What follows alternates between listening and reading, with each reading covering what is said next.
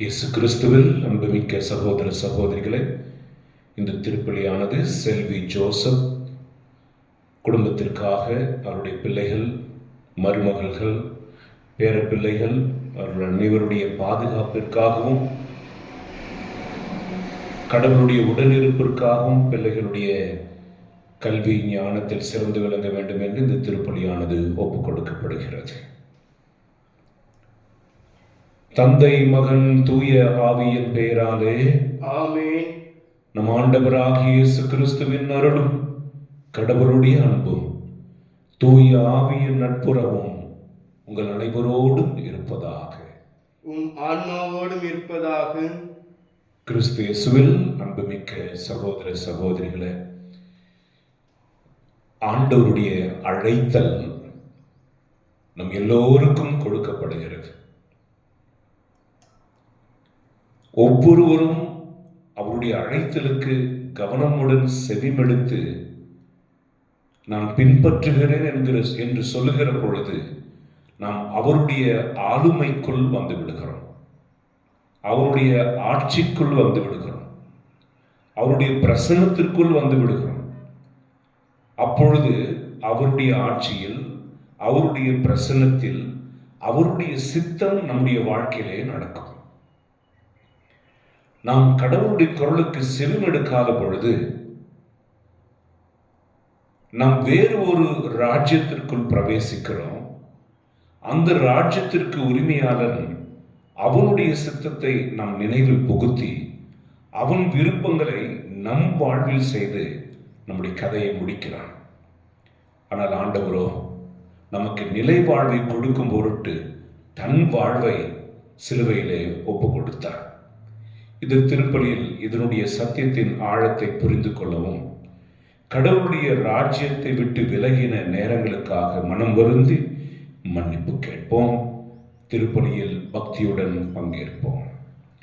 எல்லாம் வல்ல இறைவனிடமும் சகோதர சகோதரி உங்களிடமும் நான் பாவி என்று ஏற்றுக்கொள்கிறேன். ஏனெனில் என் சிந்தனையாலும் சொல்லாலும் செயலாலும் கடமையை தவறியதாலும் பாவங்கள் பல செய்தேன். என் பாவமே, என் பாவமே, என் பெரும் பாவமே. ஆகையால் எப்பொழுதும் கன்னியான தூய மரியாதையும் வானதூதர் புனிதர் அனைவரையும் சகோதர சகோதரிகளையும் நம் தேவனாகிய ஆண்டவரிடம் எனக்காக வேண்டிக் கொள்ள மன்றாடுகிறேன். எல்லாம் வல்ல இறைவன் நம் மீது இரக்கம் வைத்து நம் பாவங்கள் எல்லாம் மன்னித்து நம்மை முடிவில்லாத வாழ்வுக்கு அழைத்து செல்வாராக. ஆமென். ஆண்டவரே இரக்கமாயிரும், ஆண்டவரே இரக்கமாயிரும், கிறிஸ்துவே இரக்கமாயிரும், கிறிஸ்துவே இரக்கமாயிரும், ஆண்டவரே இரக்கமாயிரும், ஆண்டவரே இரக்கமாயிரும். இறைவா, கத்தோலிக்க நம்பிக்கையை பேணி காக்கவும், கிறிஸ்துவுக்குள் அனைத்தையும் புதுப்பிக்கவும் திருத்தந்தை புனித பயசுக்கு விண்ணக ஞானத்தையும் திருத்தூதருக்குரிய மனதிடனையும் நிரம்ப அளித்தீரே. நாங்கள் அவருடைய படிப்பினைகளையும் எடுத்துக்காட்டையும் பின்பற்றி நிலை வாழ்வை பரிசாக பெறுவோமாக. உம்மோடும் தூய ஆவியின் ஒன்றிப்பில் இறைவனாய் என்றென்றும் வாழ்ந்து ஆட்சி செய்கின்ற அவர் வழியாகவே உம்மை மன்றாடுகிறோம். ஆமென்.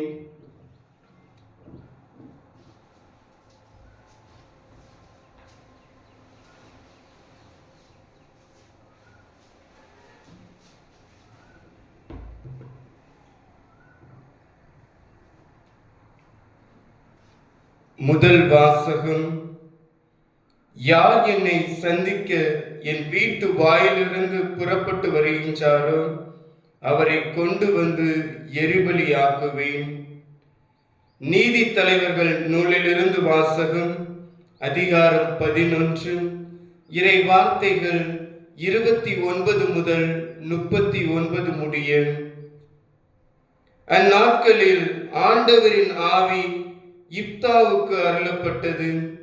அவர் கிளையாதையும் மனாசையும் கடந்து கிளையாதிலிருந்து மிஸ்போவை கடந்து அங்கிருந்து அம்மோரியரை நெருங்கினார். இப்தா ஆண்டவருக்கு ஒரு நேர்ச்சை செய்தார்.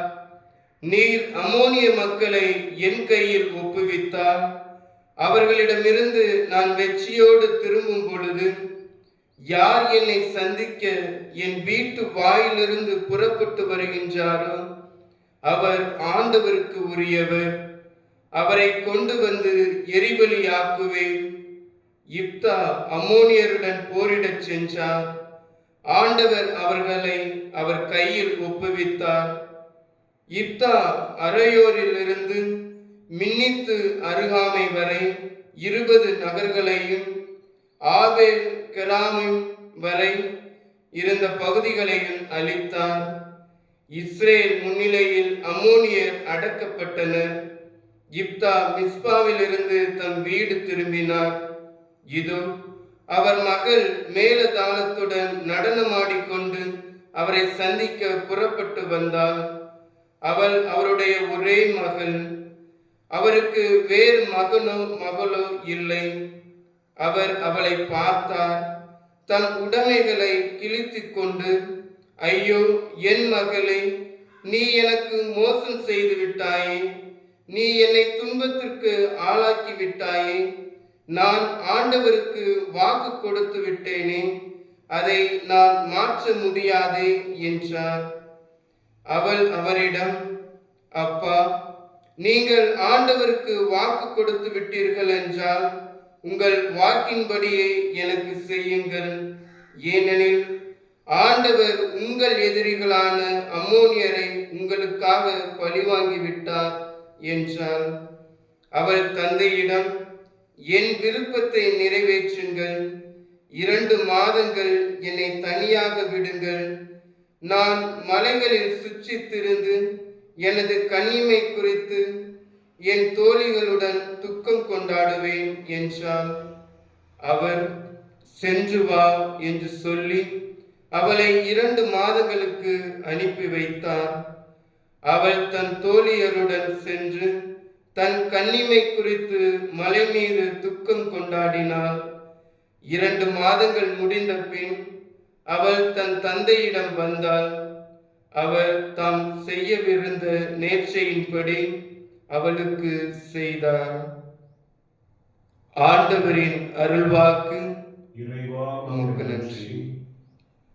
பதிலுரை பாடல் பல்லவி. என் கடவுளே, உமது திருவுளம் நிறைவேற்ற இதோ வருகின்றேன். என் கடவுளே, உமது திருவுளம் நிறைவேற்ற இதோ வருகின்றேன். ஆண்டவர் மீது நம்பிக்கை கொண்டவரே பேறு பெற்றவர். அத்தகையோர் சிலைகளை நோக்காதவர், பொய்யானவற்றை சாராதவர். பல்லவி. என் கடவுளே, உமது திருவுளம் நிறைவேற்ற இதோ வருகின்றேன். பலியையும் காணிக்கையும் நீர் விரும்பவில்லை. எரி பலியையும் பாவம் போக்கும் பலியையும் நீர் கேட்கவில்லை. ஆனால் என் செவிகள் திறக்கும்படி செய்தீர். பல்லவி. என் கடவுளே, உமது திருவுளம் நிறைவேற்ற இதோ வருகின்றேன். என்னை குறித்து திருநூல் சுருளில் எழுதப்பட்டுள்ளது. என் கடவுளே, உமது திருவுளம் நிறைவேற்றுவதில் நான் மகிழ்ச்சி அடைகின்றேன். உமது திருச்சட்டம் என் உள்ளத்தில் இருக்கின்றது என்றேன் நான். பல்லவி. என் கடவுளே, உமது திருவுளம் நிறைவேற்ற இதோ வருகின்றேன். என் நீதியை நீர் நிலைநாட்டிய நற்செய்தியை மாபெரும் சபையில் அறிவித்தேன். நான் வாயை மூடிக்கொண்டிருக்கவில்லை. ஆண்டவரே, நீரே இதை அறிவித்தீர். பல்லவி. என் கடவுளே, உமது திருவுளம் நிறைவேற்ற இதோ வருகின்றேன்.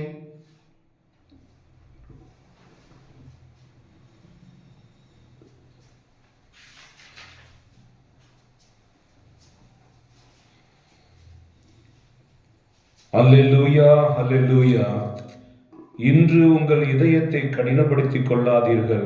மாறாக நீங்கள் அவரது குரலுக்கு செவிமடுத்தால் எத்துணை நலம். அல்லேலூயா.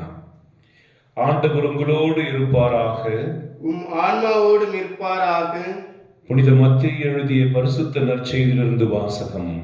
ஆண்டவரே, மாட்சி உமக்கே.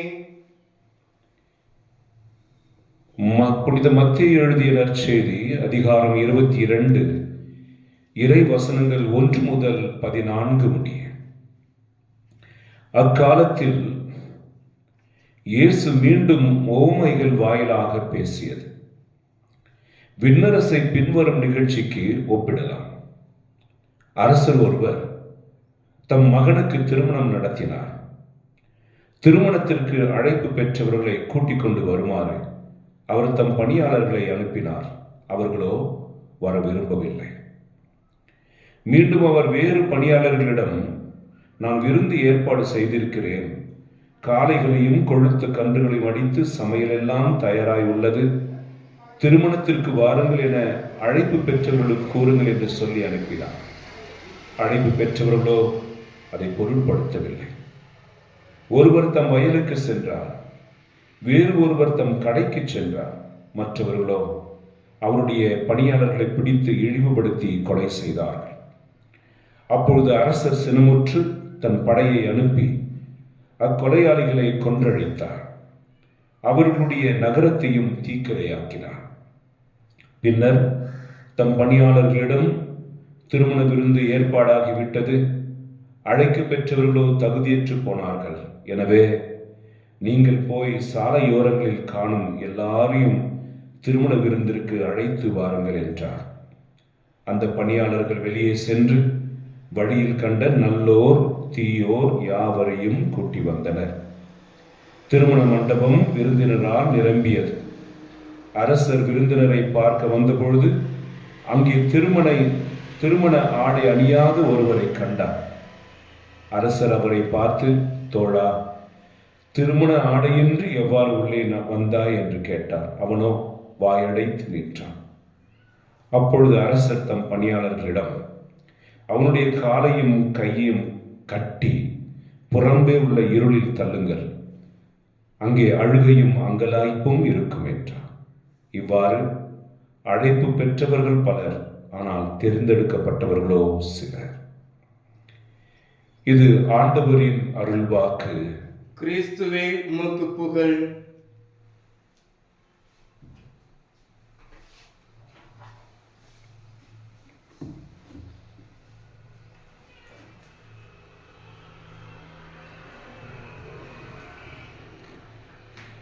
கிறிஸ்து இயேசுவில் அன்புமிக்க சகோதர சகோதரிகளே, முன்னொரு காலத்தில் இப்படி ஒரு கதையை நான் கேட்டிருக்கிறேன். என்னவென்றால், ஒரு எறும்பு கூட்டம் ஒரு இடத்தில் வாழ்ந்து கொண்டிருந்தது. அப்பொழுது பக்கத்து ஊரில் பெரும் மழை பொழிந்து அந்த மழை நீர் நதியாக ஓடிக்கொண்டு வந்திருந்தது. அது இந்த எறும்பு புற்றை நோக்கி வரவிருக்கின்றது. அப்பொழுது அதை பார்த்த ஒரு சிறு பையன் மனது இலகி, ஐயோ, இந்த எறும்புகளை காப்பாற்ற வேண்டுமே, அந்த எறும்புகளுக்கு மழை தண்ணீர் வருவதோ ஆபத்து வருவதோ எதுவும் தெரியாது. ஆகவே இந்த சிறு பையன் துடிக்கிறான், எறும்புகளே எறும்புகளே சீக்கிரம் போங்க, மாதிரி மழை தண்ணி வருது, தப்பித்துக் கொள்ளுங்கள், உயிரை காப்பாற்றிக் கொள்ளுங்கள். எவ்வளவு சொன்னாலும் புரியவில்லை. கடைசியில் அவன் ஆண்டவரிடத்தில் செபித்தான், ஆண்டவரை, என்னையும் ஒரு எறும்பாக்கும். அவனுடைய ஜெபத்தை கடவுள் கேட்டு அவனை எறும்பாக்கிய பொழுது அந்த எறும்பு கூட்டத்திற்குள் போய் அந்த சொன்னது, ஆபத்து ஆபத்து, தீங்கு வருகிறது தீங்கு வருகிறது, மழை நீர் வருகிறது, தப்பித்துக் கொள்ளுங்கள் என்று. ஆனால் நடந்தது என்னவென்றால், தன் கூட்டத்தை சாராத ஒரு எறும்பு நம் கூட்டத்திற்குள் புகுந்தது எப்படி என்று சொல்லி அந்த எறும்புகள் எல்லாம் எறும்பாய் மாறின அந்த சிறுவனை கொன்று பகை தீர்த்து கொண்டன. சற்று நேரத்திலேயே அந்த மழை வெள்ளம் வந்து மொத்த எறும்புகளையும் அழித்து நாசனமாக்கியது. கிறிஸ்து இயேசுவில் அன்புமிக்க சகோதர சகோதரிகளே, கிறிஸ்து எதற்காக இறையாட்சி இறையாட்சி நிலைவாழ்வு என்று போதித்துக் கொண்டே இருக்கிறார்? மக்களுக்கு புரிகிறபடி it comes to the lower level according to the people he preaches. மக்களுக்கு புரிகிற மாதிரி ஒவ்வொரு நாளும் ஒரு ஓமையில் பேசுறார். இன்னைக்கு அவர் பேசின ஓமை என்னன்னா, இறை ஆட்சி என்பது ஒரு தந்தை தன் மகனுக்காக திருமண விழா ஏற்பாடு செஞ்சது போல ஒரு கல்யாணம். அந்த திருமணத்திற்கு மக்களை அழைத்து வரும்படி அவர் தனக்கு தெரிந்தவர்களுக்கு அழைப்பு கொடுத்து கூப்பிடுறார். அழைக்கப்பட்டவங்க, போய உனக்கு ஒரு வேலை இல்லை, பையனுக்கு கல்யாணமா அப்படின்னு சொல்லி நிராகரிப்பது மட்டுமல்ல, அவங்கவுங்க வேலையை செய்ய ஆரம்பித்து கொண்ட, கடையை பார்க்குறேன், மாட்டை பார்க்குறேன், எனக்கு கல்யாணம் ஆச்சு, நான்லாம் வெளியே வர முடியாதுன்னு சொல்லி 2 காரியத்தை செய்கிறார். ஒன்று, அழைத்தது யார் என்பதை மறந்து விடுகிறார்கள். அடுத்தது, அழைக்கப்பட்ட நம்முடைய தகுதி என்ன என்பதையும் மறந்து விடுகிறார்கள். போல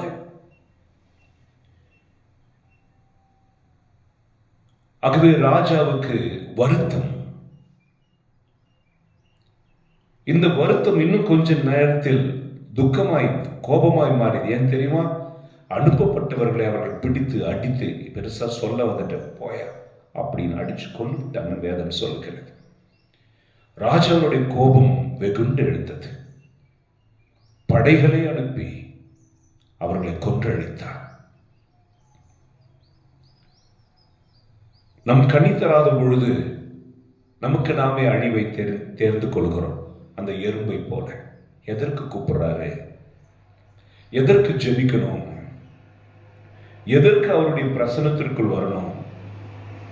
எதற்கு அவருடைய வேதத்தை தியானிக்க வேண்டும்? எதற்கு பரிசுத்தமாக இருக்க வேண்டும்? எதுவும் நம்மளுக்கு புரியல. எத்தனை பிரசங்கங்கள் நாம் கேட்டால் நம்ம மனதில் புகாது. நாம் நம்முடைய வாழ்க்கையை வாழ்ந்து கொண்டே இருப்போம். ஆகவே அன்புக்குரியவர்களே, ராஜா என்ன செஞ்சாரு? சரி, போய் யார ஒன்னா கூட்டிட்டு வாங்கப்பா. அப்ப தெருவில் வேதம் சொல்கிறது, நல்லோர் தீயோர் எல்லோரையும் கொண்டு வந்தார்கள். இதுதான் நாம் வாழ்கிற காலம். குறிப்பிட்டவர்கள் மட்டுமே அபிஷேகத்தை பெற்று, குறிப்பிட்டவர்கள் மட்டுமே தேவ ஆவியானவரை பெற்று வாழ்ந்த காலம் போய் நாம் வாழும் இறுதி நாட்களில் கடவுளுடைய ஆவியானவர் எல்லோருக்கும் வழங்கப்படுகிறார். எல்லோரும் நம் ஆண்டவரிடத்தில் வருகிறோம். எல்லோரும் பலிப்பிடத்திற்கு நெருக்கமாய் வருகிறோம். எல்லோரும் பலிப்பிடத்திற்கு உள்ளேயே வருகிறோம். நமக்கு அந்த வழிகள் உண்டாக்கப்பட்டிருக்கின்றன. அந்த காலத்தில் பலிப்பிடத்தை பார்ப்பதே முடியாது, அரிது. நற்கருணை பேழை பார்ப்பதே அரிது. திரைச்சீலை மூடி இருந்தது. குருக்கள் மட்டுமே அந்த பரிசுத்த பிரசனத்திற்குள் நுழைவார்கள். அங்கே தூபம் காண்பித்து மன்னாவை கொண்டு வந்து மக்களுக்கு கொடுப்பார்கள். ஆனால் இன்றைக்கு நீங்கள் பலிப்பிடத்திற்கு மிக அருகாமையில் செல்கிறீர்கள். நீங்கள் நற்கருணை பேழையை கண்ணால் பார்க்கிறீர்கள். கடவுளோடு நெருக்கமான ஒரு உறவு இந்த புதிய ஏற்பாட்டில் இயேசு கிறிஸ்து ஏற்படுத்தி கொடுத்திருக்கிறார். அந்த காலத்தில் நாம் வாழ்கிறோம். திருவிவிலியத்தில் எதையெல்லாம் செய்கிறவர்கள் கடவுளுடைய திரு சன்னதிக்கு வரக்கூடாது என்று சொல்லப்பட்டிருக்கிறதோ, நாம் அத்தனை காரியங்களும் செய்திருந்தாலும் திரு சன்னதிக்கு வருகிறோம். அசுத்தத்தோடு, பாவத்தோடு, கழிவுகளோடு, பகையோடு, பாவத்தோடு, காமத்தோடு, இன்னும் சரீரத்தில் அருவருப்பான காரியங்களை செய்து இரவெல்லாம் நம் தவறுகளோடு நினைத்து கொண்டு வாழ்ந்து காலையில் நாம் திருப்பலிக்கு வருகிறோம். அது இந்த காலம், இரக்கத்தின் காலம். அதுவே நல்லோர் தீயோர் என்று எல்லோரையும் கொண்டு வந்தார்கள். மண்டபம் நிரம்பியது. இது கடவுளுடைய இரக்கத்தின் காலம். எல்லா ஞாயிற்றுக்கிழமைகளிலும் தேவாலயங்கள் நிரம்புகின்றன. ஆராதனைக்கு ஜனங்கள் போட்டி போட்டுக் கொண்டு வருகிறார்கள். நல்லது. ஆனால் இன்றைக்கு நற்செய்தி சொல்கிறது, வந்தவர்களில் ஒருவன் திருமண ஆடை அணியாமல் இருந்தான் என்று. அந்த திருமண ஆடை என்பது பரிசுத்தம். பரிசுத்தம். நம் தேவாலயங்களுக்கு வருகிற பொழுது நீ யாரையாவது ஏமாற்றியிருந்தால், வஞ்சித்திருந்தால் போய் அவர்களுடைய சமரசம் செய்துவிட்டு வந்து உன் பலியை செலுத்து என்றாரே. அதே போலத்தான் நீ பாவம் செய்திருந்தால், நீ கோபப்பட்டு இருந்தால், நீ விக்கிரக ஆராதனை செய்திருப்பாய் என்றால், பரிசுத்த ஓய்வு நாளை அனுசரிக்க மறந்திருப்பாய் என்றால், அவருடைய திருநாமத்தை பரிசுத்தமாய் உச்சரிக்க தவறி இருப்பாய் என்றால், அவருக்கு செலுத்த வேண்டிய கடனை நீ செலுத்தாமல் இருந்திருப்பாய் என்றால், உன் தாய் தகப்பனுடைய மனதை நோகடித்திருப்பாய் என்றால், கொலை செய்திருப்பாய், கருச்சிதைவு செய்திருப்பாய் என்றால், பொய் சொல்லி இருப்பாய் என்றால், திருடி இருப்பாய் என்றால், பிறருக்கு எதிராக பொய் குற்றச்சாட்டு சாட்சியங்கள் சொல்லி இருப்பாய் என்றால், இன்னொருவருடைய கணவன் அல்லது மனைவியை விரும்பி இருப்பாய் என்றால், இன்னொருடைய பொருட்களை உனக்கு சொந்தமில்லாதவற்றின் மேல் இச்சித்து அவற்றை உனக்கு உரிமையாக்கி கொண்டிருப்பாய் என்றால், நீ கோவிலுக்குள் வராதே. பலிப்பிடத்தில் நெருங்கி வர துணியாதே. நற்கருணையை உட்கொள்ள துணியாதே. மனிதர்கள் யாரும் உன்னை பார்க்கல. நேற்றைக்கு முழுவதும், இரவு முழுவதும், காலை வரைக்கும் என்ன செய்து கொண்டு இருந்தாய் என்பது யாருக்கும் தெரியாது. யாருக்கும் தெரியாது. நம் காலையில் ஆண்டவருடைய பலிப்பிடத்தில் தூய்மையாய் இருப்பது போல நாம் வந்து விடலாம், உட்காரலாம், பாடலாம், ஜெபிக்கலாம், பிரசங்கத்தை கேட்கலாம். என் அன்பு பிள்ளைகளே, பரிசுத்தம் இல்லாமல் ஒருவன் ஆலயத்துக்குள் நுழையும் போது அதை கவனிக்கிறவர் ஆண்டவர். அவர் எவ்வளவோ இரக்கத்தோடு தகுதி இல்லாத உன்னை அழைத்திருந்தார். எவ்வளவோ இரக்கத்தோடு யாருக்கோ கொடுக்கப்பட வேண்டிய ஸ்தானத்தை உனக்கும் எனக்கும் கொடுத்தார். நீதான் அந்த மண்டபத்துக்குள்ள நுழையிறதுக்கே தகுதி இல்லை. நம்மெல்லாம் ஆண்டவருடைய பிள்ளைகள் சொல்லப்படுவதற்குரிய தகுதியை பெற்றவர்கள் அல்ல. அவர் தம்மவர்களுக்காக வந்தார். அவர்களோ அவரை நிராகரித்தார்கள். ஆகவே இன்றைக்கு நற்செய்தியில் நிராகரிக்கிற கூட்டம் என்று ஒன்று இருக்கிறது. நீ அங்க இருக்கிறியான்னு பார்ப்போம். அல்லது தகுதி இல்லாமல் இருந்தும் கடவுளுடைய இரக்கத்தினால் அழைக்கப்பட்டிருக்கிறோம், அங்கு இருக்கிறோமான்னு பார்ப்போம். இல்லைனா அழைக்கப்பட்டிருந்தும் அந்த அழைப்புக்கு ஏற்றபடி நம்மை தகுதிப்படுத்திக் கொள்ளாமல் வாழ்ந்து கொண்டிருக்கிறோமே, அங்கே இருக்கிறோமான்னு பார்ப்போம். இந்த 3 நிலைகளில் நாம் எங்கே இருக்கிறோம் என்று இன்றைக்கு நம்மை ஆண்டவர் சிந்திக்க அழைக்கிறார். கிறிஸ்து இயேசுவில் பிரியமானவர்களே, ஒரு காரியத்தை தியானித்து உங்களோடு பகிர்ந்து கொள்கிறேன். உங்களுக்கு ஒரு அழைப்பு கொடுக்கப்படுகிறது. நிராகரிப்பது என்பது என்ன? ஒருத்தன் மாடு மேய்க்க போறேன்னு சொன்னா, ஒருத்தன் கல்யாணத்துக்கு போறேன்னு சொன்னா, ஒருத்தன் கடைக்கு போறேன்னு சொன்னா, ஆனா நீ எந்த விதத்தில் நிராகரிக்கிற? கடவுள் உன்னை ஒரு பரிசுத்தமுள்ள ஒரு மனிதனாக, பரிசுத்தமுள்ள ஒரு கன்னியாஸ்திரியாக, பரிசுத்தமுள்ள ஒரு குருவாக, பரிசுத்தமுள்ள ஒரு விசுவாசியாக உருவாக்குறார். அதுல ஸ்டேஜஸ் இருக்கு. ஆகவே உன்னுடைய அழைத்தலுக்கு ஏற்றபடி இதை நீ பார்க்கக்கூடாது, இதை நீ தொடக்கூடாது, இதை நீ செய்யக்கூடாது என்று ஆண்டவர் சொல்றார். ஆதாம் ஏவாளுக்கு சொன்னது போல. ஆனா நீ அதை செய்வாய், அதை பார்ப்பாய், அதை செய்வாய், அதை தொடுவாய், அதை உண்பாய், அதை செய்வாய், அதை உண்பாய், அதை பார்ப்பாய், அதை நினைப்பாய், அதை அனுபவிப்பாய், அவற்றோடு வாழ்வாய். கடைசியில் கடவுளிடத்தில் வந்து என்னை எடுத்து பயன்படுத்தும் என்பாய். என் மன்றாட்டுக்கு செவிமடும் என்பாய். என் கூக்குரல் உம்மிடத்தில் வரவிட்டும் என்பாய். என் ஜெபம் ஏன் கேட்கப்படவில்லை என்பாய். ஏன் என்னை கை நிகழ்ந்தீர் என்பாய். என்னை என் உம்முடைய பிரசனத்திலிருந்து ஏன் விலக்கி விட்டீர் என்பாய். என் அன்பு பிள்ளைகளே, எல்லாருக்கும் இந்த அழைப்பு கொடுக்கப்படலையே. எல்லாரையும் ஆண்டவர் கூப்பிடல, நம்மளை தானே கூப்பிட்டார். என் மகனுடைய திருமண விருந்திற்கு, அதாவது அந்த ஆனந்தமான பரலோக வாழ்க்கைக்கு வாங்கலன்னு கூப்பிட்டாரு. நம்மள தானே கூப்பிட்டுருக்கிறார். நம்ம என்னென்னவோ சாக்கு போக்கு சொல்கிறோம். ஆகவே அழைப்பு அழிக்கப்பட்டு விட்டது. இதை பார்க்காதப்பா, இது செய்யாதம்மா, இப்படி பண்ணக்கூடாதுமா. நம்ம என்ன பண்ணுவோம்? காம்ப்ரமைஸ் பண்ணிட்டு அப்புறம் ஒரு பையனுக்கு குழந்தை பிறந்துச்சுன்னா காது குத்துவாங்களே, அப்போ போய்க்கலான்ட்டு நம்ம போஸ்ட்போன் செய்கிறோம். என் அன்பு ஜனங்களே, அந்த அழைத்தல் கடவுளிடமிருந்து வருவதனால அந்த அழைத்தலுக்கு ஏற்றபடி நீங்கள் செவி சாயுங்கள். இப்போ நீங்க கேட்கலாம், நான் எல்லாத்தையும் விட்டுட்டா எனக்கு என்ன கிடைக்கும்? ஆகவே நான் அப்படி சாதாரணமான ஒரு மனிதனாக வாழ்வேன். அதுதான் இந்த ஆடை இல்லாமல் இருப்பது.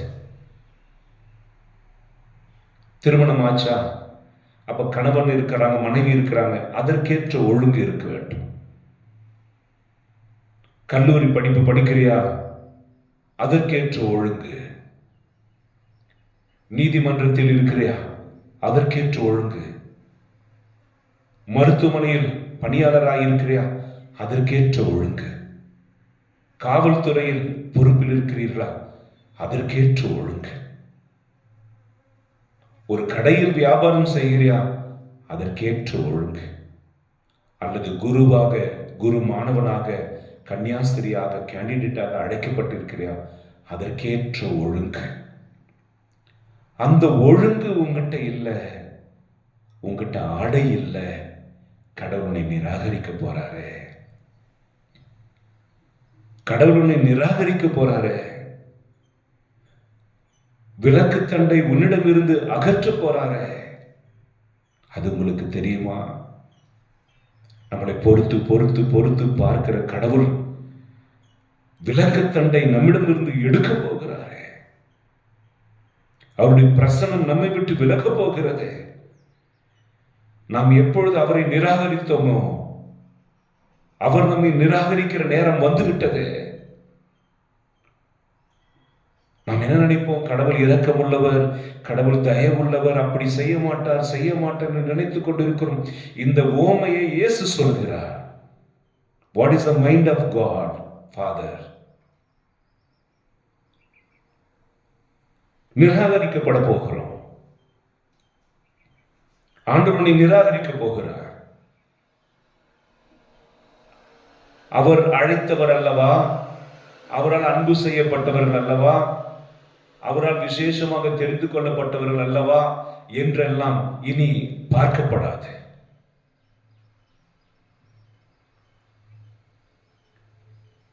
ஆண்டவர் உங்கள் போக்கிலே விட்டு விடுவார். ஆனால் யாரை கொன்றார்? தம் ஊழியர்களை கொன்றவர்களை கொன்றார். நிராகரிக்கிறவர்களை கடவுள் நிராகரிக்கிறார். கொலை செய்கிறவர்களை கொலை செய்கிறார். பூமியில இல்லாமல் செய்கிறார். ஆகவே அன்புக்குரியவர்களே, ஒரு மகள் வாழ்ந்து கொண்டிருந்தால் கணவன் அவளை விட்டு போனான், அவருடைய நடத்தை சரியில்லை என்பதற்காக.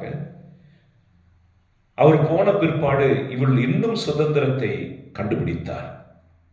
ஆகவே நிறைய தவறுகள் செய்தார்.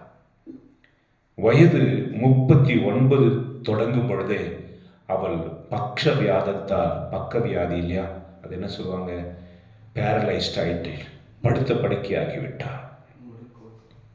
முடக்கவாத வியாதியினால் படுத்த படுக்கையாய் அவளுடைய அவசரங்களை கூட அவன் மகன் மகள் செய்து கொண்டு இன்றளவும் இருக்கிறார். அவளோடு பேசுகிற பொழுது அவள் சொன்னார், என் இளமையின் மோகத்தில் நான் இழைத்த பாவங்களுக்கு நான் கட்டிக்கொண்ட சாபம் இது.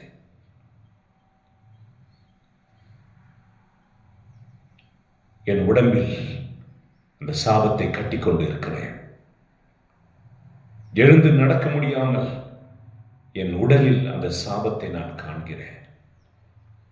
மன உளைச்சலில், நிம்மதியற்று, என் ஆசைகள் எதுவும் நிறைவேறாமல், விரும்பி இதை சாப்பிட முடியாமல், என் பிள்ளைகளுக்கு பாரமாய், என் கணவனுக்கு பாரமாய், ஊருக்கு பாரமாய் அனைவரும் சொன்னார்களாம், அவள் செய்த பாவத்திற்கு இது சரி, அவள் ஆடிய ஆட்டத்திற்கு இது சரி. நம்மில் எத்தனை பேர் அப்படி கடவுளால் நிராகரிக்கப்பட போகிறோம் என்பது தெரியவில்லை. ஆண்டவர் உங்ககிட்ட எதிர்பார்க்கிறார். உன்னை அன்பு செஞ்சார், உன்னை கூப்பிட்டார். என் மகனுடைய திருமண விழாவிற்கு வா என்று விசேஷமான அழைப்பு கடவுளிடம் இருந்து. அழைத்தவர் யார் என்பதும் உனக்கு புரியவில்லை. உன்னை அழைச்சிருக்கிறாரே அந்த கௌரவமும் உனக்கு தெரியவில்லை. பாத்திரம் அறிந்து பிச்சை எடு என்று சொன்னாரே, நமக்கு தெரியல. ஆகவே வரமாட்டேன், நான் இதை செய்ய மாட்டேன், ஈஸியா சொல்லிவிட்டு நாம் பார்ப்பதை பார்த்து கொண்டு செய்வதை செய்து கொண்டு இரவில் நிறைய நேரங்கள் நாம் பாவத்தோடு உறவு வைத்துக் கொண்டு கடவுள் நம்மை ஆசீர்வதிப்பார் என்று நினைக்கிறோம். நிராகரிக்கப்படுகிற நேரம் வந்துவிட்டது. ஏனென்றால் எசேயா 59 அதிகாரம் 1-2 வசனங்கள் சொல்கிறது, உங்களை மீட்க முடியாத அளவுக்கு, உங்கள் மன்றாட்டுகளை கேட்க முடியாத அளவுக்கு என் கைகள் சூம்பி போகவும் இல்லை, என் செவிகள் மந்தமாகிவிடவும் இல்லை. உங்கள் பாவங்களே என் திருமுகத்தை காண முடியாத அளவிற்கு தடையாய் சுவராய் இருக்கிறது. We cannot see the face of God when we are in sin. பாவத்தில் இருக்கும் பொழுது நாம் கடவுளுடைய முகத்தை பார்ப்பதில்லை. கடவுளுடைய முகத்தை பார்க்காத பொழுது கிருபை நமக்கு கிடைப்பதில்லை. நாம் அழிவுக்கு உள்ளாகிறோம். சூரியன் இல்லாமல் போகட்டுமே, செடிகள் எல்லாம் செத்துவிடும். பூமியில ஒரு கூட ஜீவராசிகள் வாழ முடியாது. அன்புக்குரியவர்களே, இரண்டாவது ரகம் தங்களுக்கு அழைப்பு இருக்கிறது என்றே தெரியாதவர்கள், அந்த ராஜாவுக்கு சம்மதம் இல்லாதவர்கள், சாதாரணவர்கள், சாமானியர்கள், தகுதி இல்லாதவர்கள் என்று சொல்லலாம். ஆண்டவர் என்ன பண்ணார் தெரியுங்களா? அவங்களை கூப்பிட்டார். ஆகவே யாராவது அழைக்கப்பட்டவர்கள் நீங்க தலைகணத்தோடு இருப்பீர்கள் என்றால், உங்களுக்கு கொடுக்கப்பட்ட அந்த ஸ்தானம், கொடுக்கப்பட்ட அந்த பதவி, கொடுக்கப்பட்டுள்ள அந்த பொறுப்பு கடவுள் உங்களுக்கு தானமாய் கொடுத்தது என்பதை நீங்கள் அறியாமல் you are made for that அப்படின்னு நினைச்சிடாதீங்க. நான் தான் அதுக்கு தகுதியான ஆளு, நான் தான் அதுக்கு தகுதியான ஆளு அப்படி நீங்க நினைச்சிடாதீங்க. It's given freely. இலவசமாய் கொடுக்கப்பட்ட கொடை அது. நாம் ஒரு சமூகத்தில் இருக்கும் பொழுது, ஒரு குழுவில் இருக்கும் பொழுது, எல்லாரையும் விட நாம் தான் நல்லவர்கள் என்பதை காட்டிக்கொள்ள எத்தனை வேஷங்களை ஒண்ணா நம்ம போடுவோம். எல்லாரையும் மட்டம் தட்டுவதற்கு எத்தனை காரியங்களை செய்ய வேண்டுமோ அத்தனையும் செய்வோம். நம்மை மேன்மைப்படுத்திக் கொள்வதற்கு எத்தனை நாடகங்கள் போட வேண்டுமோ அத்தனை மாஸ்க், முகமுடியை கூட நாம் ஒவ்வொருவருக்கு ஏற்றபடி போடும். ஆனால் என்னுடைய அந்தரங்க வாழ்க்கை, என் தனிப்பட்ட வாழ்க்கை, 4 சுவருக்குள் நான் வாழ்கிற வாழ்க்கை, என் நினைவுகளில் ஓடிக்கொண்டிருக்கிற ஓட்டங்கள், என் சிந்தனை நான் சிந்தித்துக் கொண்டிருக்கிற காரியங்கள் எல்லாம் பார்த்தா பயங்கரமா இருக்கும். வெளியில தெரியவே தெரியாது, வெளியில தெரியாது. ஆனால் ஆவியானவருக்கு தெரியும். வெளியில தெரியாது நாம் எவ்வளவு மோசமானவர்கள் என்பதை, எவ்வளவு கொடூரமானவர்கள் என்பதை, இருதயத்தில் எவ்வளவு இருமாப்புள்ளவர்கள் என்பதை, பழிவாங்கக்கூடியவர்கள் என்பதை. சில சமயத்தில் இந்த ரியாக்ட் பண்ணுவாங்க பார்த்தீங்களா? நம்ம ஒன்று கோவப்பட்டு அவங்க கோவப்பட்டுருவாங்க, நம்ம அவங்க மேல கோவப்படுவோம்.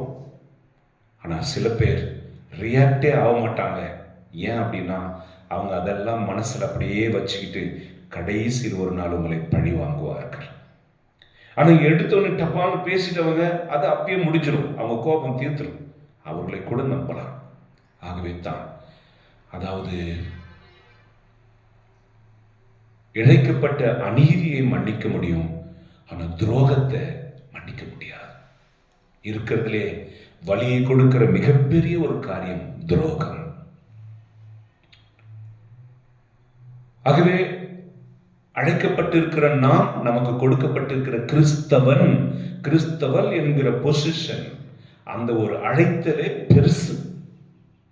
அந்த அழைத்தலில் இன்னும் ஒரு உயர்ந்த படிக்கு ஒரு போதகனாக, ஒரு பாடுகிறவனாக, இசை வாசிக்கிறவனாக, ஒரு உபதேசியாக, ஒரு குருவாக, ஒரு கன்னியாஸ்திரியாக, இன்னும் உயர்ந்த ஸ்தானத்தில் இருப்பதெல்லாம் கடவுள் அவர் அழைத்தவர்கள் வராததனால் அந்த ஸ்தானத்தில் நம்மை உயர்த்தி வைத்து அவர் கொடுத்த ஒரு அழைப்பு, கிருபை. அந்த கிருபையினாலே நாம் வாழ்ந்து கொண்டிருக்கிறோம். ஆகவே there is nothing to boast. அதனால தான் பவுல் சொல்றாரு, நான் பெருமை பாராட்ட விரும்பவில்லை. அப்படி நான் பெருமை பாராட்ட விரும்பினால் அது என் பலவீனத்தை குறித்தே நான் பெருமை பாராட்டுவேன். ஏன்னா நான் பலவீனமானவன், என் முள்ளு குத்திக்கிட்டே கிடக்கு. I am the weakest person. I am the least among the sinners. பாவிகளில் பெரும் பாவினா. என்னை ஆண்டவர் அபிஷேகிச்சு, என்னை தேர்ந்தெடுத்து, என்னை பயன்படுத்துறாரு. ஆகவே இது எனக்கு பெருமை இல்லை, மட்டி பாத்திரம், நான் மண் பாத்திரம், என்னை இயக்குவது கடவுள் அப்படின்னு சொல்லி பவுல் சொல்றார். இன்னைக்கு ரியலைஸ் பண்றீங்களா? என்னை ரியலைஸ் பண்றீங்களா? ஒரு தவறா நினைக்காதீங்க. ஒரு சிஸ்டர் கான்வென்ட்ல ஒரு சிஸ்டர் இருப்பாங்க, வெள்ளை தோலா இருக்குமா.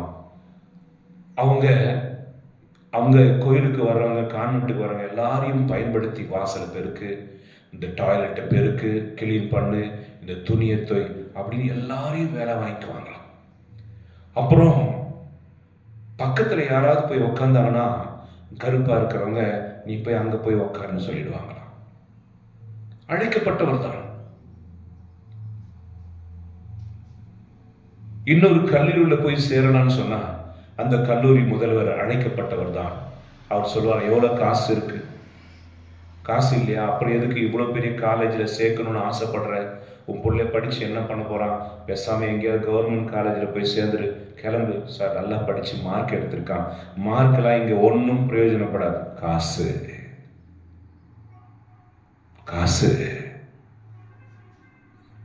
மருத்துவமனையில் ஒருவர் உயிருக்கு ஊசலாடி கொண்டு இருக்கும் போது கவுண்டர்ல பணம் கட்டிட்டு வாங்க, அப்பதான் நான் கத்திய ஆபரேஷன் பண்ணுவேன்.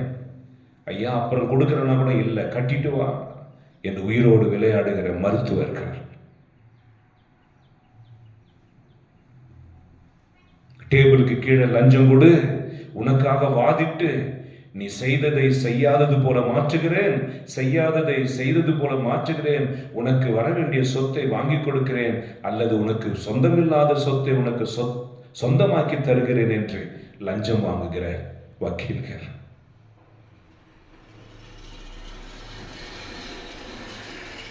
கடவுளுடைய பிரதிநிதியாக இருக்க வேண்டியவர்கள் கடவுளை வெறுக்கக்கூடிய செயல்களை செய்கிற பொழுது திருடர்களை என்ன செய்வோம்? கொலை செய்கிறவர்களை பற்றி என்ன? இன்னொருடைய மனைவியை, கணவனை விரும்புகிறவர்களை அடைகிறவர்களை பற்றி என்ன? விக்கிரக ஆராதனை செய்கிறவர்களை பற்றி என்ன? வீண் சத்தியங்களை செய்து இனி இதை செய்ய மாட்டேன் என்று சொல்லி அடுத்த நாளை செய்கிறவர்களை பற்றி என்ன? கடவுள் பொறுத்து கொண்டிருப்பாரோ? கவனியுங்கள், கவனியுங்கள். அழைக்கப்பட்டவர்கள் போயிட்டாங்க, இப்ப அழைச்சு சேர்த்திருக்கிறாரு. இவங்கள ஒருத்தன் ஆடை அணியவில்லை. கவனிங்க, அழைத்தவர்கள் ஒருவன், அந்த ஒருவன் நீதான். உனக்கு தகுதி இல்லாத உன்னை ஆண்டவர் அந்த தகுதியை கொடுப்பதற்காக உன்னை அழைச்சிருக்கிறார். அல்ல, ஒருவர் சரீரத்தில் தூய்மையா இருக்கலாம், ஒருத்தி சரீரத்தில் தூய்மையா இருக்கலாம், எண்ணங்களில் கெட்டு போயிருந்தார், கயமை நிறைந்தவனாக இருந்தார், நடிக்கிறவளாக இருந்தார். என்னத்தை சொல்வது?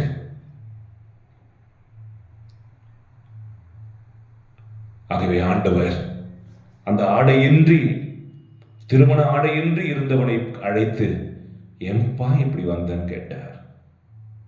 வசனம் சொல்லுகிறது, நீங்கள் படித்து பார்த்தால், ஹல்லேலூயா ஹல்லேலூயா ஹல்லேலூயா ஹல்லேலூயா. எவ்வாறு உள்ளே வந்தாய்? அவனோ வாயடைத்து நின்றான். அந்த வார்த்தைக்கு அர்த்தம் என்ன? we think God will not notice these things. நம்ம என்ன நினைப்போம், கடவுள் இதெல்லாம் நோட் பண்ண மாட்டாரு.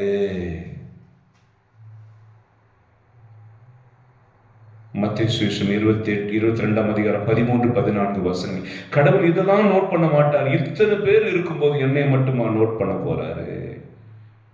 இத்தனை பேர் தவறு செய்யும் போது என்னை மட்டுமா கவனிக்க போறாரு? அவருடைய கண்கள் நான் இருட்டில் செய்கிற இந்த விஷயத்தை மட்டும் பார்க்க போகிறதா? நான் காத்து கொண்டு இருக்கிறேன், எப்படா இருட்டு வரும், எப்படா படுக்க போவோம், என் படுக்கையில் என் விருப்பங்களை நான் செய்து கொள்ள முடியும் அல்லவா? ஆண்டவருடைய கண்கள் 1000 மடங்கு சூரியனை விட பிரகாசம் உள்ளவை. உலகத்தில் எத்தனை பேர் இருந்தாலும் உன்னை அவர் தனித்துவத்தில் நோக்குகிறார். God notice personally. பார்த்தார், ஏன்பா இப்படி வந்த? அந்த வார்த்தையினுடைய கனாகணம் என்ன? Though you are unworthy, I called you. உன் ஜாதி என்ன, உன் இனம் என்ன, உன் குலம் என்ன, உன் மொழி என்ன, உன் பெற்றோர் யார், நீ வளர்ந்த விதம் என்ன, நீ எப்படிப்பட்டவன், எல்லாம் எனக்கு தெரிஞ்சிருந்தது. இருந்தாலும் நான் அழைத்தேனே, என் அழைத்துக்கு தகுந்தபடி ஏன் வரல? நம் பலிப்பிடத்தை தொடுவதற்கு முன்பாகவே அந்த ஆடையை வாங்கி இருக்கணும். நம் கோயிலுக்கு வந்து பலிப்பிடத்தில் சேருவதற்கு முன்பாகவே அந்த ஆடையை நீ பெறல, வந்துடாத. கையை நீட்டி நன்மையை வாங்கிடாத.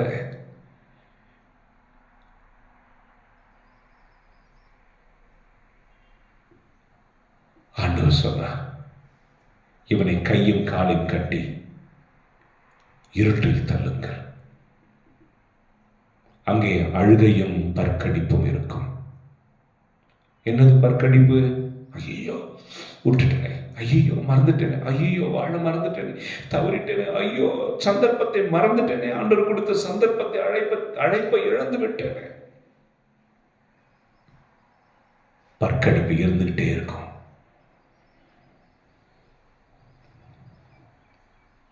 அந்த பற்கடிப்பு என்பது பற்றி உங்களுக்கு புரிகிறதா? திடீரென்று ஒரு வழி வரும், இந்த பக்கம் கத்தி அழணும் போல இருக்கும். நம்ம 10 பேர் முன்னாடி இருப்போம், ஆகவே பல்ல கடிச்சிட்டு பொறுத்து கொள்வோம். உனக்கு வாய் விட்டு கூட அழ முடியாது, அதுதான் அர்த்தம். நிராகரிக்கப்பட்டவர்கள், தகுதி இல்லாமல் இருந்தும் அழைக்கப்பட்டவர்களும் you are the least one. உன் தகுதியின்மையை நீயே முடிவு செய்து கொண்டாய். We are choosing hell by willing. நாம் தகுதியற்றவர்கள் என்பதை நிரூபித்துக் கொண்டோம். நரகத்திற்கு உரிமையானவர்கள் என்பதை நாமே நிரூபித்துக் கொண்டோம். போச்சு, தூக்கி போட்டாங்க. அங்கே அழுகையும் அங்கலாய்ப்பும் இருக்கும். ஹல்லேலூயா, ஹல்லேலூயா. கிறிஸ்து இயேசுவில் அன்புக்குரியவர்களே, விண்ணரசு இப்படிப்பட்டது. சுலபமா சொல்லிட்டார். இதை நானும் விவரித்து ஆண்டவர் கொடுத்த ஞானத்தின்படி சொல்லிட்டார். அது நீங்களாக இருக்கட்டும், நானா இருக்கட்டும், நம்மளை ஆண்டவர் அழைக்கிறாரு, வர்றேன்பான்னு சொல்லணும். நான் நிறைய முறை யோசிப்பேன், இங்க ஜெபம் நடக்குது, வாங்க வாங்க வாங்க நான் கூப்பிடுறேன், யாரும் வராத பொழுது என் மனசு வேதனையா இருக்கும். கூப்பிடுவோம், என் வழியாய் கூப்பிடுவது கடவுளை. என் வாழ்க்கையில் பெரிய பாதிப்பை ஏற்படுத்தின ஒரு மரணம் உங்களோடு பகிர்ந்து கொள்கிறேன். நான் சென்னையில் ஒரு வாலிபனாக இருந்த பொழுது ஜெபக்குழுவில் சேர்ந்த ஆண்டவருடைய ஊழியத்தை செய்து கொண்டிருந்தவன். அப்பொழுது எங்களை நடத்தி கொண்டிருந்த எங்களுடைய தலைவர் ஒரு குறிப்பிட்ட வாலிபனை பார்த்து அவனை என்னிடத்தில் ஒப்படைத்து, இவனை ஆண்டவருக்குள் கொண்டு வா, பார்த்துக்கொள் பத்திரமாய் என்று சொன்னார். பார்த்துக்கொள் பத்திரமாய். ஆகவே அந்த தம்பியை, வாப்பா ஜெபத்துக்கு வாங்க அப்படின்ட்டு செவ்வாய்க்கிழமை கூப்பிட்டேன். அன்னைக்கு தான் ஜெபம் நடக்கும், வரவில்லை. புதன்கிழமை காலையில் சந்தித்த பொழுது, மறந்துட்டேன் மன்னிச்சிருங்க, நான் அடுத்த முறை கண்டிப்பாக வந்துடுறேன், வெள்ளிக்கிழமை இருக்கு இல்லையா, நான் வந்துடுறேன் உபவாச கூட்டத்துக்கு. வெள்ளிக்கிழமை கூப்பிட்டேன், வரவில்லை. அதன் பிற்பாடு அவனை சந்திக்க விருப்பப்படவில்லை. ஞாயிற்றுக்கிழமை ஜெபம் இருந்தது. அந்த செய்தி அவனுக்கு அனுப்பினேன், வா என்று. ஒரு செய்தி வந்தது. ஞாயிற்றுக்கிழமை ஜெபம் முடித்து நான் சாயந்தரம் வீட்டுக்கு திரும்பும் பொழுது என் தாய் சொன்னான், 2 நாளாக ஒரு தம்பியோடு பேசிக்கொண்டிருந்தாயே, அவன் ரயில் விபத்தில் இறந்து போனான். தலை பக்கத்தில் இருக்க போஸ்ட்ல எட்டி பார்க்கும்போது வெட்டிச்சு, இடிச்சு செத்து விட்டான். அன்புக்குரியவர்களே, நாம் எத்தனை தவறுகள் செய்தாலும் நாம் இன்னும் தண்டிக்கப்படாமல் இருப்பது கிருபை. கடவுளுடைய கிருபை இவ்வளவாய் நம்மை காத்து கொண்டிருக்கும் போது இன்னும் நாம் பாவத்தில் இருப்பது நம்முடைய போதாத காலம், பேட் டைம். நம் நரகத்திற்கு நம்மை கையளித்துக் கொண்டு இருக்கிறோம். வேண்டாம், திருப்பி வருவோம். ஆண்டவருடைய விண்ணரசுக்குள்ள நுழைஞ்சிரும். அல்லேலூயா, அல்லேலூயா. அந்த விண்ணரசுக்குள்ள உங்களுக்கு பாதுகாப்பு இருக்கிறது, உங்களுக்கு விருந்து இருக்கிறது, மணமகன் அங்கே இருக்கிறார், ராஜா அங்கே இருக்கிறார். உங்கள் அந்தஸ்து உயரும், உங்கள் பொருளாதாரம் உயரும், உங்களுடைய ஆரோக்கியம் உயரும். அந்த மண்டபத்தில் அதெல்லாம் இருக்கு. உங்களுக்கு சந்தோஷம் இருக்கும். நீங்கள் கேட்டதையெல்லாம் ஆண்டவர் கொடுப்பார். ஆனால் விண்ணரசில் நுழைய மாட்டேன் அப்படின்னு சொன்னவங்களுக்கு என்ன ஆச்சு? சபிக்கப்பட்டார்கள், நிராகரிக்கப்பட்டார்கள். இனி எப்பொழுதும் ஆண்டவருடைய மண்டபத்திற்குள் அவர்கள் வரப்போவதில்லை. அவர்கள் கொல்லப்பட்டார்கள். நோய் நொடிகளும் வாதைகளும் அவர்களை தீண்டி அவர்களை அழிக்கும். வாருங்கள். மற்ற மக்கள் எல்லாம் பாருங்க, மற்ற மக்கள் எல்லாம் என்ன கூப்பிட்டாங்களே, நம்மள போய் ஐயா கூப்பிட்டாங்களே, நம்மள போய் ஆண்டவர் அந்த மண்டபத்துக்கு கூப்பிட்டுருக்காங்களேன்னு சொல்லி எல்லாம் அந்த கல்யாண ஆடையை போட்டுட்டு மண்டபத்துக்கு வந்தாங்க. அதுதான் சரி, அதுதான் சரி. இன்னைக்கு கிறிஸ்தவர்கள் கிறிஸ்தவர்களாக இல்லை, கிறிஸ்தவ மாணவர்கள் கிறிஸ்தவ மாணவர்களாக இல்லை. கிறிஸ்துவத்தினுடைய போதனைகளுக்கும் கொள்கைகளுக்கும் படிப்பினைகளுக்கும் திருச்சட்டங்களுக்கும் just we are living the opposite, எதிராக வாழ்ந்து கொண்டிருக்கிறோம். ஆகவே நீங்கள் எதிராக வாழ்வது உங்கள் உரிமை, என்னுடைய உரிமை. ஆகவே எதிராய் வாழ்கிறவர்களை தள்ளிவிடுவதும் நிராகரிப்பதும் கடவுளுடைய உரிமை. அவர் செய்வார், அவர் பார்த்துக் கொள்வார். ஆகவே இந்த நாள் முழுவதும் ஆண்டவரே, உம்முடைய ராஜ்யத்தை சேர்ந்தவனாக நான் வாழும்படி கிருபை செய்தருளும் என்று சொல்லி செபிங்க. அல்லேலூயா, அல்லேலூயா. நிறைய காரியங்கள் வழியாக நம்மை பிசாசு தெய்வ ராஜ்யத்திலிருந்து விலக்கி விடுகிறான். பொண்டாட்டி பேரை வச்சுக்கிட்டு பிஸ்னஸ் என்கிற பெயர், பிஸ்னஸ், ஐ எம் பிஸி. எவ்வளோ பிஸின்னா நான் என்னையை பார்த்தே கவனிச்சிக்க மாட்டேன். எனக்கு தெரிஞ்ச ஒரு பிஸ்னஸ் மேன் இருப்பார், எப்போ ஃபோன் பண்ணால் கூட எடுக்க மாட்டார். ரொம்ப பிஸி பிஸி பிஸி பிஸி. சரி, 1 மாதம் ஆச்சே அவர்கிட்ட பேசுவோம், பிஸி பிஸி பிஸி. நேற்றுக்கு அவர் ஃபோட்டோவை பார்க்குறேன், ஒல்லியாக இருக்கிறார், தோல்லாம் வயசான மாதிரி சொல்லிச்சு. கேட்டால் சுகர் வந்துச்சு. ஏன் சுகர் வந்துச்சு? கரெக்ட் டைமில் நான் சாப்பிட்டதே கிடையாது. Over busy, uncare, not afraid of God. 3 evils. ரொம்ப பிஸியாக இருப்பது, தன்னை கவனித்துக் கொள்ளாது, தன் ஆத்மத்தை கவனித்துக் கொள்ளாதது. அடுத்தது தெய்வ பயம் இல்லாமல் போவது. அப்போ பிசாசு அந்த காரணங்களை சொல்லி தெய்வ ராஜ்யத்துக்கு பக்கத்திலே வராமல் தடுத்துட்டான். பாருங்க, நல்லா கவனிச்சிங்களா? அந்த மண்டபத்துக்குள்ளே வரல. they cannot enter into heaven. அவங்க உள்ளே வர முடியாது. நீ கல்யாணம் தானே முக்கியம், போ. மாடு தானே முக்கியம் சொன்ன, போ. கடை தானே முக்கியம், நீ அதே கட்டிட்டு அழு அப்படின்னு ஆண்டவர் விட்டுறார். பாருங்க, அந்த ஒரு நிலைக்கு நம்ம வந்துடக்கூடாது. இப்போ பிசாசு நம்மளை கண்ட்ரோல் பண்ணுவான், நோய் நொடிகளை கொடுப்பான், இன்னும் நிறைய காரியம் நம்ம வாழ்க்கையில செஞ்சு நம்ம நிரந்தரமாக அடிமையாக மாற்றி விடுவான். மார்க்கு சுவிசேஷம் 5ஆம் அதிகாரத்தில் சமாதியில் வாழ்ந்து கொண்டிருந்த ஒரு மனிதனை பார்க்கிறோம். அவன் டக்குன்னு பேய் பிடிச்சிருப்பான்.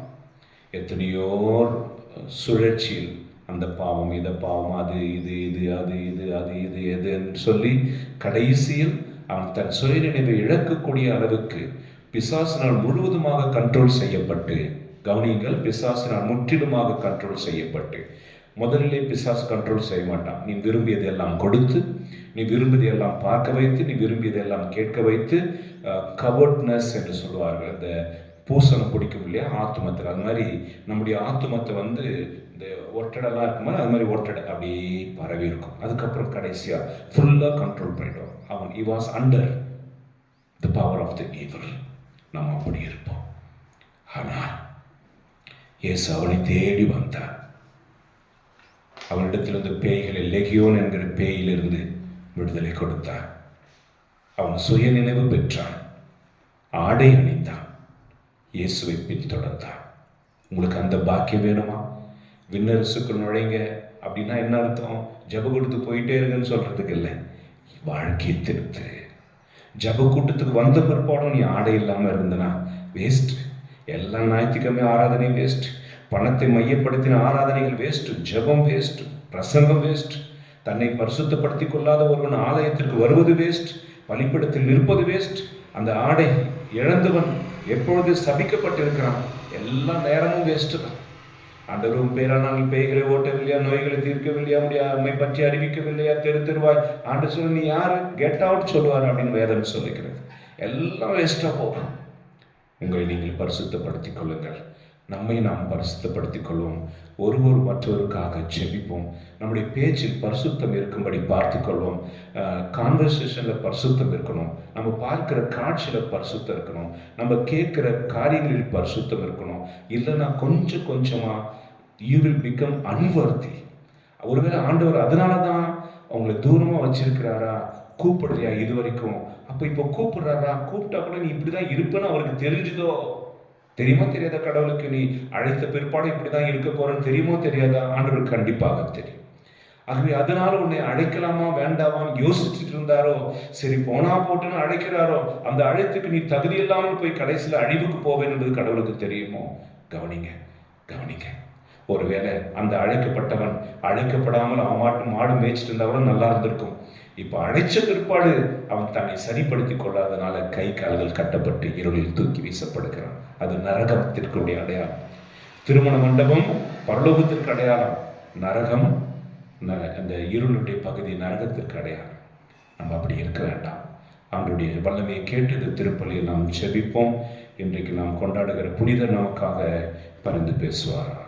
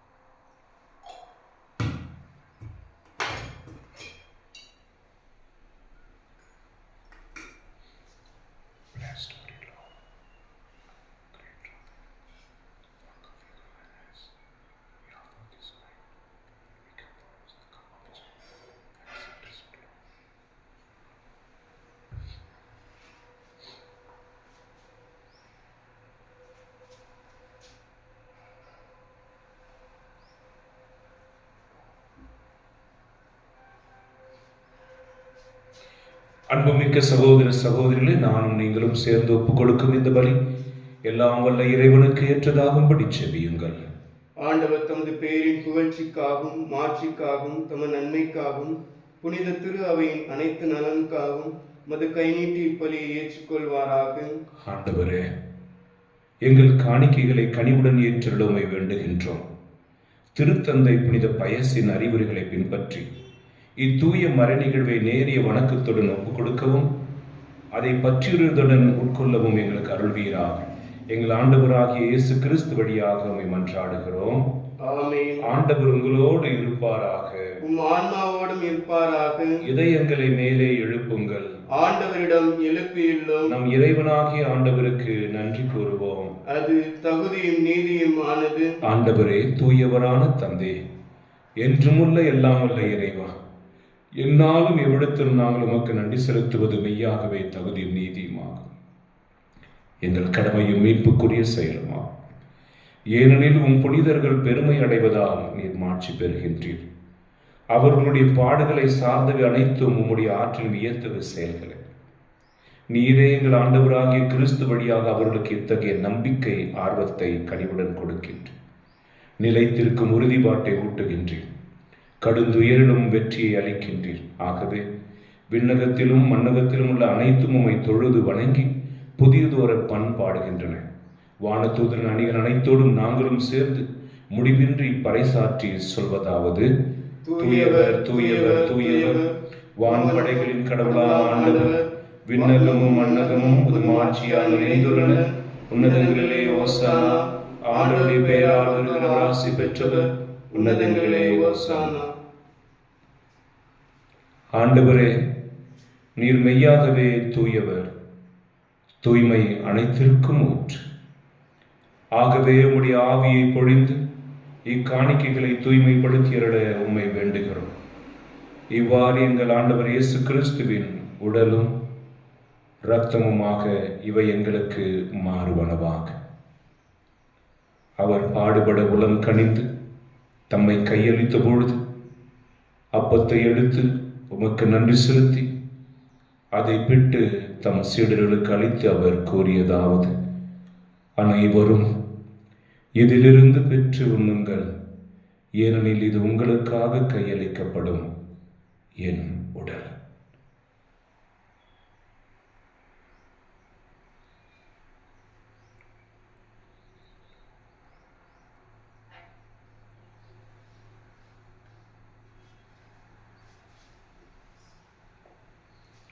அவ்வனமே இரவு விருந்தை அருந்திய பின் கிண்ணத்தையும் எடுத்து மீண்டும் உமக்கு நன்றி கூறி தம் சீடர்களுக்கு அளித்து அவர் கூறியதாவது: அனைவரும் இதிலிருந்து பெற்று பருகுங்கள், ஏனெனில் இது புதிய நிலையான உடன்படிக்கைக்குரிய என் இரத்தத்தின் கிண்ணம். இது பாவ மன்னிப்புக்கென்று உங்களுக்காகவும் பலருக்காகவும் சிந்தப்படும். இதை என் நினைவாக செய்யுங்கள்.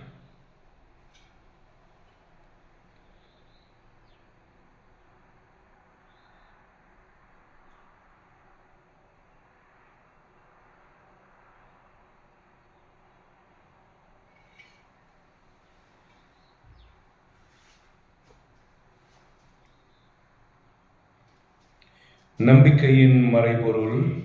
ஆண்டவரே, நீர் வருமளவும் உமது இறப்பினை அறிக்கையிடுகின்றோம், உமது உயிர்ப்பினையும் எடுத்துரைக்கின்றோம். ஆகவே ஆண்டவரே, நாங்கள் கிறிஸ்துவின் இறப்பினையும் உயிர்ப்பினையும் நினைவு கூர்ந்து வாழ்வு தரும் அப்பத்தையும் மீட்பளிக்கும் கிண்ணத்தையும் உமக்கு ஒப்புக் கொடுக்கின்றோம். உம் திருமுன் நின்று உமக்கு ஊழியம் புரிய தகுந்தவர்களை நாங்கள் ஏற்றுக்கொண்டு எனவே உமக்கு நன்றி செலுத்துகிறோம்.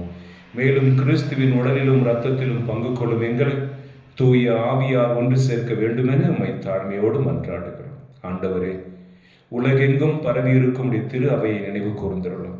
எங்கள் திருத்தந்தை லியோ, எங்கள் பரிபாலகர் மோட்சராஜன், எல்லா திருநிலையினர் ஆகிய அனைவரோடும் உடைய திரு அவை அன்பில் நிறைவு பெறச் செய்கிறோம். மேலும் உயிர்த்தெழும் எதிர்நோக்குடன் துயில் கொள்ளும் எங்கள் சகோதர சகோதரிகள், இறந்தோர் அனைவரையும் இரக்கத்துடன் நினைவு கூர்ந்தும் திருமுக ஒளியில் ஏற்றுள்ளோம். எங்கள் அனைவர் மீதும் இரக்கமாயிரும். கடவுளின் கன்னித்தாயான புனித மரியா, அவருடைய கணவரான புனித யோசேப்பு, புனித திருத்தூதர்கள், இன்று நாங்கள் கொண்டாடி மகிழ்கிற புனித பயஸ், இவ்வுலகில் நமக்கு உகந்தவராயிருந்தோர் ஆகிய புனிதர் அனைவருடனும் நாங்கள் நிலைவாழ்வில் பங்கு கொள்ளும் தகுதி பெற்று உம் திருமகன் இயேசு கிறிஸ்து வழியாக உம்மை புகழ்ந்து ஏத்தும் வரமருளவை மன்றாடுகிறோம். இவர் வழியாக இவரோடு இவரில் எல்லாம் வல்ல இறைவனாகிய தந்தை தூய ஆவியின் ஒன்றிப்பில் எல்லா புகழும் மாட்சியும் என்றென்றும் உமக்கு உரியதே. ஆமென்.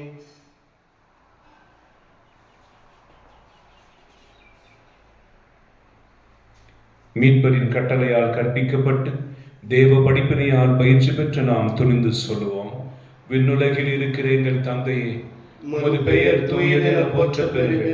உமது ஆட்சி வருக. உமது திருவுளம் விண்ணுலகில் நிறைவேறுவது போல மண்ணுலகிலும் நிறைவேறுக. எங்கள் அன்றாட உணவை இன்று எங்களுக்கு தாரும். எங்களுக்கு எதிராக குற்றம் செய்தோரை நாங்கள் மன்னிப்பது போல எங்கள் குற்றங்களை மன்னியும், எங்களை சோதனைக்குட்படுத்தாதையும், தீமையிலிருந்து எங்களை விடுவித்தருளும். ஆண்டவரே, தீமை அனைத்திலிருந்தும் எங்களை விடுவித்து எங்கள் வாழ்நாளில் அமைதியை கனிவுடன் அருளுமை மன்றாடுகிறோம். உமது இரக்கத்தின் உதவியால் நாங்கள் பாவத்திலிருந்து எப்பொழுதும் விடுதலை பெற்று யாதொரு கலக்கமும் இன்றி நலமாயிருப்போமாக. நாங்கள் எதிர்நோக்கி இருக்கும் பேரின்பத்திற்காகவும் என் மீட்பராகிய இயேசு கிறிஸ்துவின் வருகைக்காகவும் காத்திருக்கின்றோம். ஏனெனில் ஆட்சியும் வல்லமையும் மாட்சியும் என்றென்றும் உமதே. ஆண்டவரே இயேசு கிறிஸ்துவே, அமைதியை உங்களுக்கு விட்டு செல்கிறேன், என் அமைதியை உங்களுக்கு அளிக்கின்றேன் என்று திருத்தூதர்களுக்கு மொழிந்தீர். எங்கள் பாவங்களை பாராமல் உடைய திரு அவையின் நம்பிக்கையை கண்ணோக்கி அதற்கு உன் திருமணத்திற்கு ஏற்ப அமைதியும் ஒற்றுமை அளித்தழுவீராக. என்றென்றும் வாழ்ந்து ஆட்சி செய்கின்றவர் நீரே. ஆமென். ஆண்டவருடைய அமைதி உங்களோடு என்றும் இருப்பதாக. உம் ஆன்மாவோடும் இருப்பதாக. ஒருவருக்கொருவர் கிறிஸ்துவின் அமைதியை பகிர்ந்து கொள்வோம்.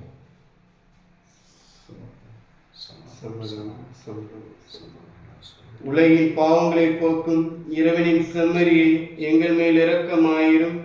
உலகின் பாவங்களை போக்கும் இறைவனின் செம்மறியை எங்கள் மேல் இரக்கமாயிரும். உலகின் பாவங்களை போக்கும் இறைவனின் செம்மறியை எங்களுக்கு அமைதியை அளித்தருளும்.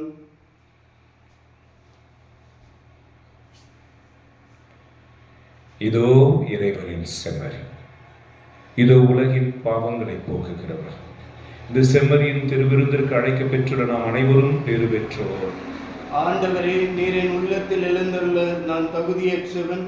ஆனால் ஒரு வார்த்தை மட்டும் சொல்லியருளும், எனது ஆன்மா நலமடையும்.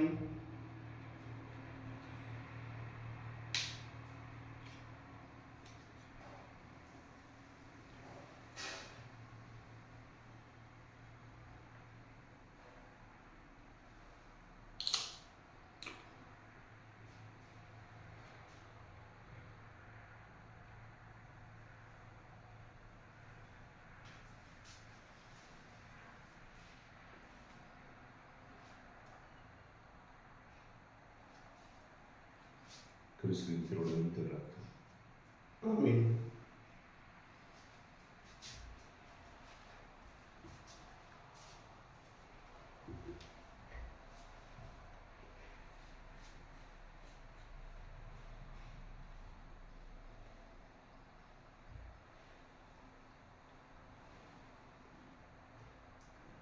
கிறிஸ்துவின் ஆன்மாவே என்னை புனிதமாக்கும். கிறிஸ்துவின் திருவுடலை என்னை மீட்டருளும். கிறிஸ்துவின் திரு ரத்தமே எனக்கு எழுச்சியூட்டும். கிறிஸ்துவின் விழாவின் தண்ணீரை என்னை கழுவிடும். கிறிஸ்துவின் பாடுகளை என்னை தேய்ச்சிடும். ஓ நல்ல இயேசுவே, எனக்கு செவிசாயும். உம் திரு காயங்களுள் என்னை மறைத்தருளும். உம்மிடமிருந்து என்னை பிரிய விடாதையும். தீய பகைவிடமிருந்து என்னை காத்தருளும். எனது இறப்பின் வேளையில் என்னை அழைத்தருளும். உம்மிடம் வர எனக்கு கட்டளையிட்டருளும். புனிதர்களோடு எக்காலமும் உம்மை புகழச் செய்யும். ஆமென். மன்றாடுவோமாக. ஆண்டவரே எங்கள் இறைவா, திருத்தந்தை புனித பயசின் நினைவை கொண்டாடும் நாங்கள் உம்மை வேண்டுகிறோம். இந்த விண்ணக விருந்தின் ஆற்றலால் நம்பிக்கையில் நிலைத்து நிற்கவும் உம்முடைய அன்பில் ஒன்றித்து வாழவும் அருள் புரிவீராக. எங்கள் ஆண்டவராகிய இயேசு கிறிஸ்து வழியாக மன்றாடுகிறோம். ஆமென். ஆண்டவர் உங்களோடு இருப்பாராக. உம் ஆன்மாவோடும் இருப்பதாக. எல்லாம் வல்ல இறைவன் தந்தை, மகன், தூய ஆவியார் உங்களை ஆசீர்வதிப்பாராக. ஆமென். சென்று வாருங்கள், திருப்பலி நிறைவேறிற்று. இறைவா உமக்கு நன்றி.